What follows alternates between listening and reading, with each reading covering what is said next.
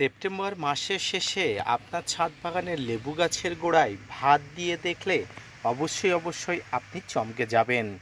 যে কোনো গাছের বেঁচে থাকার জন্য যে সমস্ত পুষ্টি মৌলর দরকার, সমস্ত ধরনের উপাদানগুলো থাকে এই ভাতের মধ্যে। আর ভাত আমাদের প্রতিদিনের বেঁচে থাকার উপাদানের মধ্যে একটি অন্যতম। খুব সহজেই অল্প মূল্যেই আমরা কিন্তু বাড়িতে পেয়ে যাই এই ভাত। আজকের ভিডিও থেকে আলোচনা হবে সেপ্টেম্বর মাসের একদম শেষে এবং অক্টোবর মাসের শুরুতেই আপনার ছাদ বাগানে গাছে ভাতের ব্যবহার, কিভাবে ছাদ বাগানে গাছে ভাত ব্যবহার করলে আপনার ছাদ বাগানের গাছের বেঁচে থাকার জন্য যাবতীয় উপাদান আপনি একটা পদার্থের মধ্যে দিয়ে পেয়ে যাবেন। তাই ভিডিওটি দেখতে অবশ্যই ধৈর্য নিয়ে মনোযোগ সহকারে না স্কিপ করে দেখতে থাকুন।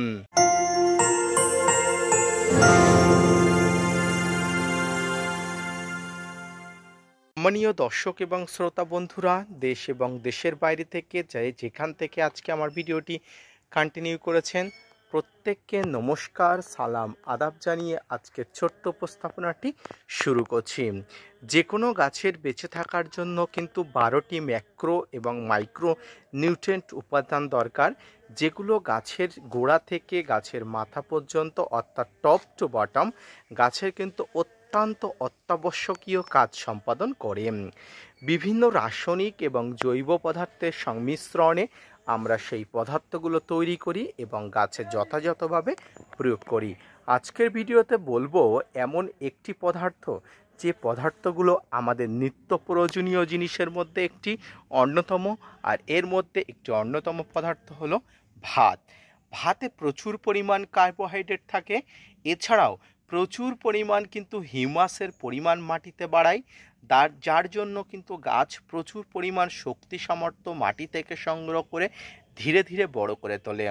তবে ভাত আপনারা যখন তখন যেভাবে সেভাবে প্রয়োগ করলে হবে না। ভাত প্রয়োগের নির্দিষ্ট নিয়ম আছে, নির্দিষ্ট পদ্ধতি আছে। সেই পদ্ধতি অবলম্বন করে যদি আপনারা ভাত যথাযথভাবে যথাযথ মাত্রায় প্রয়োগ করেন, তাহলে অবশ্যই আপনারা ভালো উপকার পাবেন। তো আসুন বেশি কথা না বাড়িয়ে এই ভাত কিভাবে আপনারা প্রয়োগ করবেন এবং কোন ভাত যথাযথভাবে প্রয়োগ করা যায় আপনাদের সামনে অবশ্যই দেখাবো। সম্মানিত দর্শক বন্ধুরা, প্রথমেই আপনারা যে ভাতটি সংগ্রহ করবেন সেই ভাতটি যেন অবশ্যই বাসি ভাত হয়। বাঙালিরা যে ভাতকে বাসি ভাত অর্থাৎ পান্তা ভাত আমরা বলি, সেই ভাতকেই বোঝায়। বাসি ভাত বা পান্তা ভাত যারা বুঝতে পারছেন না, সহজেই আপনাদের বলে দিই, যে কোনো ভাত 24 ঘন্টা বা 5 থেকে 7 ঘন্টা যদি কোনো জলে ভিজানো থাকে, সেই ভাতকে বাসি ভাত বলা হয় বা পান্তা ভাত বলা হয়। গ্রামের লোকেদের কাছে এই বাসি ভাত বা পান্তা ভাত কিন্তু অত্যন্ত প্রিয়। আমরা গ্রামের লোকেরা ছোট থেকেই কিন্তু এই বাসি বা পান্তা ভাত খেয়েই জীবন ধারণ করি। তো এই বাসি বা পান্তা ভাত আপনারা কীভাবে প্রয়োগ করবেন? এই ভাত দুইভাবে প্রয়োগ করা যায়। একভাবে আপনারা সহজেই এই পদ্ধতিতেই এই ভাতকে একটু শুকনো করে নিয়ে বা ভিজে জল থেকে তুলে নিয়ে আপনারা প্রয়োগ করতে পারেন। অপরভাবে প্রয়োগ করা যায় কিন্তু জলে গুলে, অর্থাৎ ভাতকে জলের মধ্যে পচিয়ে সেই জলটা কিন্তু গাছে প্রয়োগ করা যায়। তো আমি দুটো পদ্ধতি আপনাদের বলে দেবো। প্রথমেই বলি, আপনারা এই যে ভাতটা কখনো গরম ভাত ব্যবহার করবেন না, আগেই বলেছি। এই ভাতটা কিভাবে প্রয়োগ করবেন? সমগ্র এই যে গাছ, এই গাছের চারিদিকে আপনারা ঠিক এইভাবে একটা গর্ত করে নেবেন।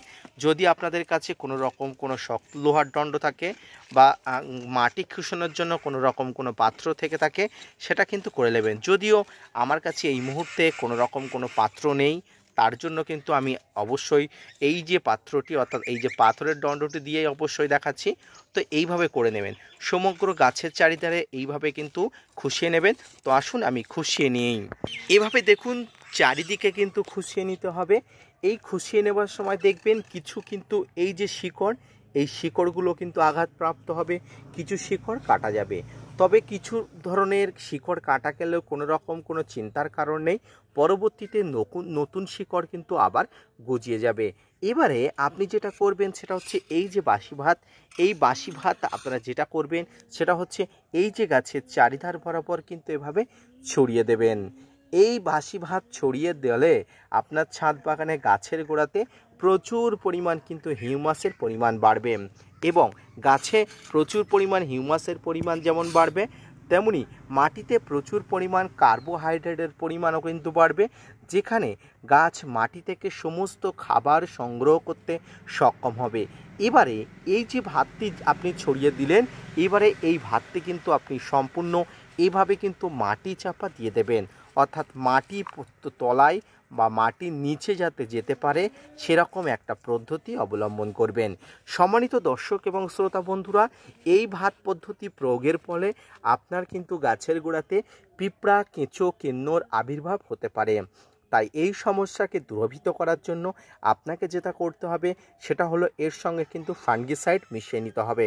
আমি একটু বাদেই একটা ফাঙ্গিসাইড এখানে দিয়ে দেবো, তো আপনারা অবশ্যই দেওয়ার আগে ভাতের সঙ্গে ফাঙ্গিসাইড মিশিয়ে সেই ভাতটা দিতে পারেন, অথবা এই খাবারটি এই ভাতটি ছড়িয়ে দেওয়ার পরবর্তীতে আপনারা এই যে ফাঙ্গিসাইড আপনারা অবশ্যই ছড়িয়ে দিতে পারেন। এটা গেল একটা পদ্ধতি। অপর একটা পদ্ধতির কথা বলি। একটা 1 লিটার জলে আপনারা 100 গ্রামের কাছাকাছি ভাত নেবেন। 1 লিটার জলে 100 গ্রামের কাছাকাছি ভাত নেবেন।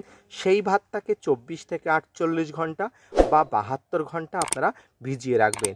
দেখবেন ভাতটা একদম জলের সঙ্গে পচে গেছে এবং ওই যে ফেনা ফেনা হয়ে গেছে, সাদা হয়ে গেছে, ওই জলটাই কিন্তু কার্যকারী জল। ওই জলটার সঙ্গে কিছু ফাঙ্গিসাইড মিশিয়ে আপনার ছাদ বাগানে যে কোনো গাছের গোড়াতে, অর্থাৎ যে কোনো লেবু গাছের গোড়াতে যদি আপনি যথাযথভাবে ফাঙ্গিসাইড মিশিয়ে প্রয়োগ করতে পারেন, অবশ্যই আপনার ছাদ বাগানে উপকারী হবে এবং আপনার ছাদ বাগান উপকারের থেকে আরও বেশি উপকার হবে প্রচুর পরিমাণে এই ভাতার থেকে। তাই মনে রাখবেন, যে কোনো জিনিসকে অবহেলা করবেন না। সম্মানিত দর্শক এবং শ্রোতা বন্ধুরা, ভাত থেকে আমাদের ছাদ বাগানে গাছের অনেক উপকার পাওয়া যায়। তাই এই ভাত আমাদের প্রত্যেকের কাছে আছে, প্রত্যেকের বাড়িতে থাকে। এই ভাত আমরা যথাযথভাবে গাছে প্রয়োগ করলে আমাদের ছাদ বাগানে গাছের বৃদ্ধি, স্বাস্থ্য, শাখা প্রশাখা বৃদ্ধি এবং অপরপক্ষে ছাদ বাগানে গাছে প্রচুর পরিমাণ ফুল এবং ফল আগমনের সময় হয়ে যাবে। ছোট থেকে বড় সমগ্র প্রকার গাছে আপনারা যথাযথভাবে যথাযথ নিয়মে যদি আপনারা ভাত প্রয়োগ করেন, তাহলে মাটিতে হিউমাসের পরিমাণ থেকে শুরু করে গাছের খাদ্যের পরিমাণ কিন্তু প্রচুর পরিমাণ মাটিতে বাড়বে। এর পরবর্তীতে আপনার ছাদ বাগানে হিউমিক অ্যাসিডের প্রয়োগ করতে হবে না। সেক্ষেত্রে আপনার অনেক সময় আর্থিক সাহায্যও কিন্তু হবে, অর্থাৎ আর্থিক সাশ্রয় কিন্তু হতে বাধ্য।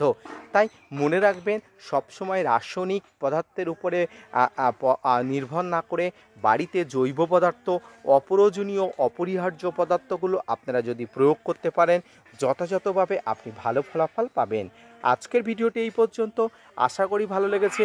যদি ভালো লেগে থাকে gardener tips with Kamal YouTube চ্যানেলকে সাপোর্ট করবেন, ভিডিওটি শেয়ার করতে ভুলবেন না এবং যদি ভালো লেগে থাকে অবশ্যই চ্যানেলটি সাবস্ক্রাইব করে পাশে থাকা বেল আইকনটি বাজিয়ে দেবেন। ধন্যবাদ।